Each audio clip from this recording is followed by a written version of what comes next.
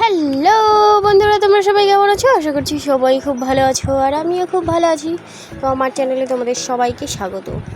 তো দেখো, প্রায় 8:30 দিয়ে ব্লগ শুরু করছি আজকে। কি বলো তো, এই যে রাস্তার কাছে এসছি কেন, মা এখন বেরোবে হচ্ছে ডাক্তারের কাছে, সেই জন্য। আর বেরিয়েই দেখছি চাঙ্গু দাঁড়িয়ে আছে। আর চাঙ্গুকে দেখলে তো আমার একটু খেলতে ইচ্ছা করে, তাই আমি ওকে ডাকছিলাম, কিন্তু ও ডাকই শুনছে না। তারপরে দেখছে যে মা কোথায় যাচ্ছে, ও দাঁড়িয়ে দাঁড়িয়ে দেখছে। আর মায়ের তো শরীর ভালো না বলেছিলাম, সেই জন্য মা আজকে যাচ্ছে হচ্ছে ওই রিপোর্ট করাতে, সেই জন্য না খেয়ে যেতে হবে। তো ওই জন্য একটু সকাল সকাল যাচ্ছে ডক্টরের ওইখানে। আর দেখো, জাঙ্গুকে বলছে চল চল আমার সঙ্গে চল। দেখো যাবে, কিন্তু একটুও যাবে না, 2 পা এগোলো আর যাবেই না। আর আমি ওকে কী বলছি বলো তো, ডাকছি তখন থেকে ও বাইরেই দাঁড়িয়ে আছে, আর আমি ওকে লোভ দেখাচ্ছি বিস্কুটের, কিন্তু ও কোনো মতেই ভিতরে আসবে না, ঠিক আছে। আর আমি ওকে লোভ দেখিয়েই যাচ্ছি, দেখ আমার হাতের মধ্যে বিস্কুট আছে বিস্কুট আছে, আর আমার কথাই শুনছে না।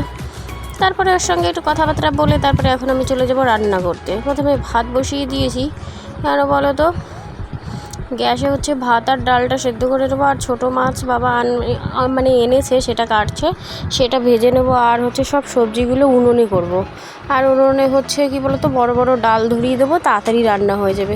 আর ওই গ্যাসে একটু টাইম লাগবে, সেই জন্য না গ্যাসে রান্না করব না।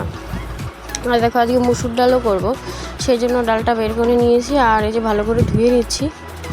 প্রেশার কুকারে সিটি না মারলেও হয়, কড়াইতে সেদ্ধ হয়, কিন্তু প্রেশার কুকারে তাড়াতাড়ি হয়ে যাবে, তার জন্য প্রেশার কুকারেই সিটি মেরে নেব ডালটা।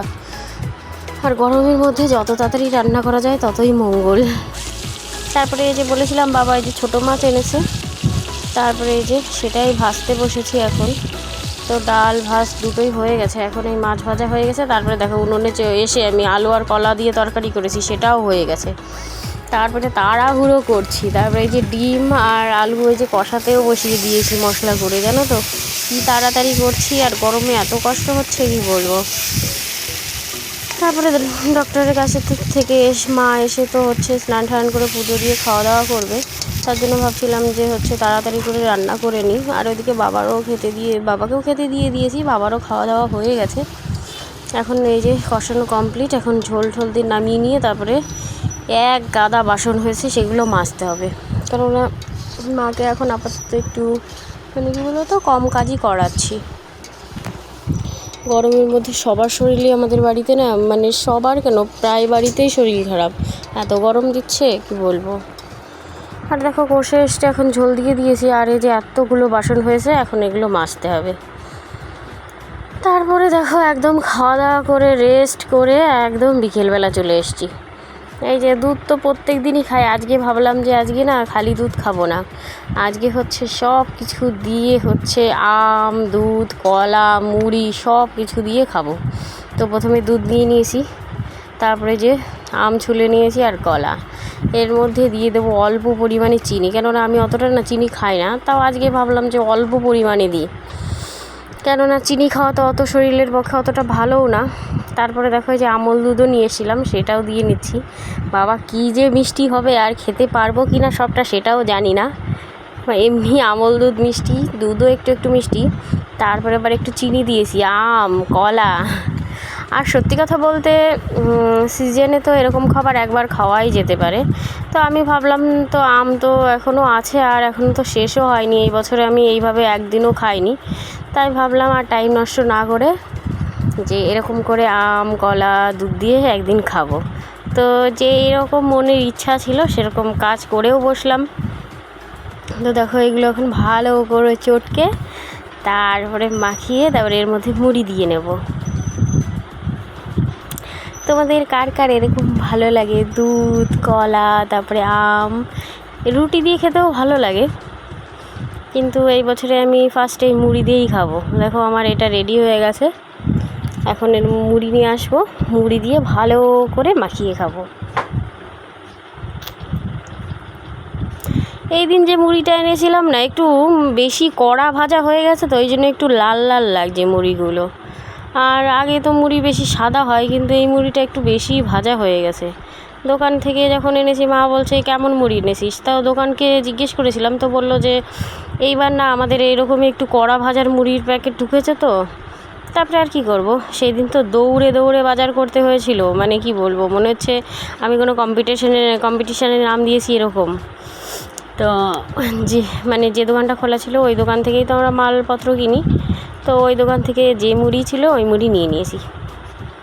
তারপরে দেখো একদম দেখতেও ভালো লাগছে, খেতেও ভালো লাগবে নিশ্চয়ই। তো আমার মুড়ির আর দুধ কলা দিয়ে পুরো একদম রেডি, ওপরে একটা আম দিয়ে দিয়েছি, আর খেয়েও দেখলাম ভীষণই ভালো হয়েছে। সত্যি কথা বলতে কি বলো তো, মনে যখনই যেটা চাইবে তখনই সেটা করা উচিত। আর এটাই হচ্ছে বিকাল বলতে সন্ধ্যার একটু আগে খাচ্ছি, এটাই আজকের ডিনার। এরপরে আর কিছুই খাবো না। আর গরমের কথা তো বলাই যাবে না, দেখো মুখ ঘেমে পুরো অস্থির। আর এদিকে মা একটু কাজ করছে বাড়িতে, বাবা একটু বাজারে গেছে, আর আমি বসে বসে এইগুলো করছি। তারপরে ভাবছি যে আমি কি পুরোটা খেতে পারবো কি না। লাস্টে কি বলো তো, পুরোটা আমি খেতে পারিনি, কেননা অল্প তো চিনি দিয়েছিলাম, কিন্তু অতটা চিনি দেওয়াই উচিত হয়নি, এমনিই মিষ্টি লাগতো সব কিছু দিয়ে। আর দেখো দেখতেও কতটা ভালো লাগছে। তাহলে চলো এবার আমি খেতে থাকি আর তোমরা দেখতে থাকো আর ভিডিওটা এনজয় করো। আর তোমরা কেউ আমার ভিডিও দেখে সাবস্ক্রাইব কেন করো না বলো তো, প্লিজ সাবস্ক্রাইব করে দাও। আর দেখো একটু পরেই দিদির এন্ট্রি হয়ে যাবে, কেননা দিদি আসছে বাড়িতে। তো দেখো বলতে বলতে দিদিও চলে এসছে, আর এই যে কী নিয়ে এসছে সেটাই দেখাচ্ছে। মায়ের জন্য একটা শাড়ি নিয়ে এসছে, সেটাই হচ্ছে আমাকে খুলে খুলে দেখাচ্ছে, দেখ শাড়িটা কেমন হয়েছে। আর কি বলো তো, মায়ের প্রচুর ভালো ভালো শাড়ি আছে, আর মা সেরকম কোথাও বেড়াতে টেড়াতে যায়ও না, সেই জন্য দিদি বলেছে ঘরে পরার মানে বাড়িতে যেগুলো পরবে সেগুলোই নিয়ে আসি। তো সেটাই নিয়ে এসছে, আর এই যে শশা নিয়ে এসছে, আম নিয়ে এসছে, আর এই যে মিষ্টি লিচু এই সব কিছুই নিয়ে এসছে। খালি একটা কিছুই আসেনি, সেটা হচ্ছে দিদির সঙ্গে জামাইবাবু, কেননা জামাইবাবু এখনও ছুটি পায়নি সেই জন্য। তো ভিডিওটা তোমাদের কেমন লাগলো সবাই লাইক কমেন্ট শেয়ার করে জানিও। তো দেখা হচ্ছে নেক্সট ভিডিওতে।